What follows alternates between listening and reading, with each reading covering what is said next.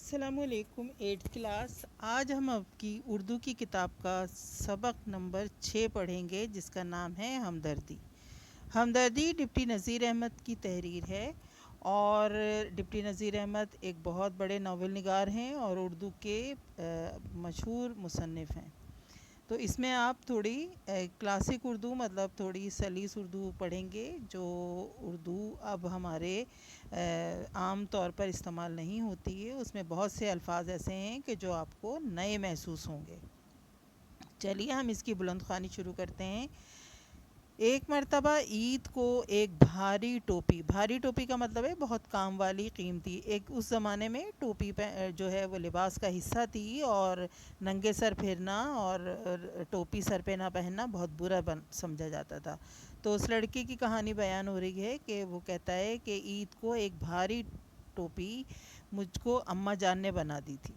وہی ٹوپی اوڑھے ہوئے خالہ کے یہاں جاتا تھا، میاں مسکین کے کوچے میں۔ میاں مسکین ایک علاقے کا، ایک محلے کا نام تھا۔ میاں مسکین کے کوچے میں پہنچا تو بہت سے چپراسی پیادے یعنی کہ سپاہی ایک گھر کو گھیرے ہوئے تھے، اس کے مطلب چاروں طرف موجود تھے، اور بہت سے تماشائی بھی وہاں موجود تھے، یعنی دیکھ رہے تھے لوگ کھڑے ہو کر۔ یہ دیکھ کر میں بھی ان لوگوں میں جا گھسا۔ معلوم ہوا کہ ایک غریب، نہایت غریب بوڑھی سی عورت ہے، چھوٹے چھوٹے کئی بچے ہیں۔ سرکاری پیادے اس کے میاں کو پکڑے لیے جاتے ہیں، اس واسطے یعنی اس وجہ سے کہ اس نے کسی بنیے کے یہاں سے ادھار کھایا تھا، یعنی اس نے کسی ہندو آدمی جو کہ سود پر قرضہ دیتے ہیں اس سے ادھار لیا تھا، اور بنیے نے اس پر ڈگری جاری کرائی تھی، یعنی اس کے اوپر مقدمہ کر دیا تھا۔ وہ مرد مانتا تھا کہ قرضہ واجب ہے، مگر کہتا تھا کہ میں کیا کروں، اس وقت بالکل تہی دست ہوں۔ تہی دست ہوں کا مطلب ہے کہ بالکل خالی ہاتھ ہوں۔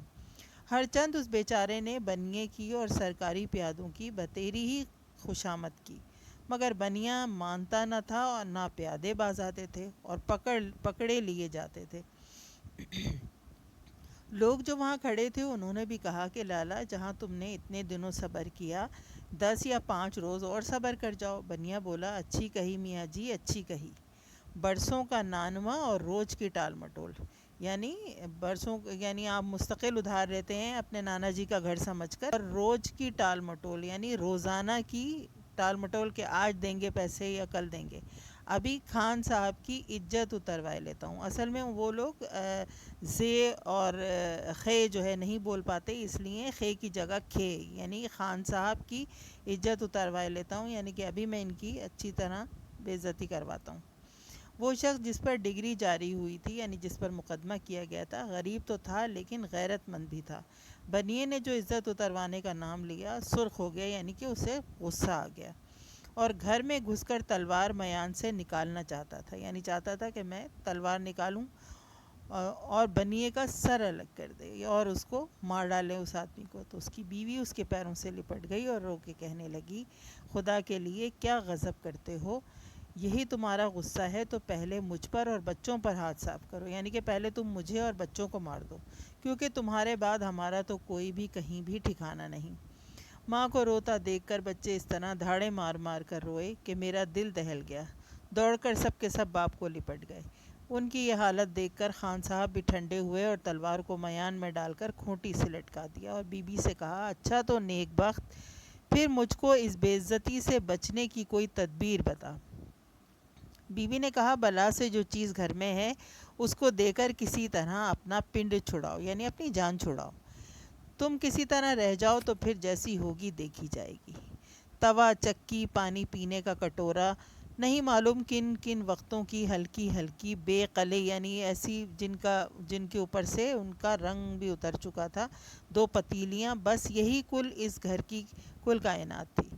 چاندی کی 2 چوڑیاں، لیکن ایسی پتلی جیسے تار، اس نیک بخت عورت کے ہاتھ میں تھیں۔ یہ سب سامان خان صاحب نے باہر لا کر اس بنیے کے روبرو رکھ دیا۔ اول تو بنیا ان چیزوں کو ہاتھ لگا تھا۔ لوگوں نے بہت کچھ کہا سنا، یہاں تک کہ ان سرکاری پیادوں کو بھی رحم آیا۔ انہوں نے بھی بنیے کو سمجھایا کہ بارے خدا خدا کر کر بارے خدا خدا کر کر یعنی کہ اللہ اللہ کر کے بہت کچھ سمجھانے پر وہ اس بات پر رضامند ہوا کہ 5 روپے اصل یعنی کہ 5 روپے تو جو اس نے قرض لیا تھا وہ، اور 2 روپے سود، ساتوں کے ساتوں دے دیں تو اگر وہ پورے 7 روپے دے دے تو فارغ خطی یعنی کہ آزادی، قرض سے آزادی لکھ دے۔ لیکن خان صاحب کا کل اثاثہ 4 ساڑھے 4 روپے سے زیادہ کا نہ تھا۔ تب پھر وہ گھر گئے تو بی بی نے کہا کہ 2.5 روپے کی کسر رہ گئی ہے، کہ صرف 2.5 روپے کم رہ گئے ہیں۔ بی بی نے کہا کہ اب تو کوئی چیز میرے پاس نہیں، ہاں لڑکی کے کانوں میں چاندی کی بالیاں ہیں، دیکھو جو ان کو ملا کر پوری پڑے۔ وہ لڑکی کوئی 6 برس کی تھی، بس بئی نہیں جتنی ہماری حمیدہ، یعنی اس لڑکے کی بہن کے برابر۔ اماں جو لگی اس کی بالیاں اتارنے تو وہ لڑکی اس حسرت کے ساتھ روئی، یعنی اتنے دکھ کے ساتھ روئی کہ مجھ سے ضبط نہ ہو سکا۔ میں نے دل میں کہا کہ الہی اس وقت مجھ سے کچھ بھی اس کی مدد نہیں ہو سکتی۔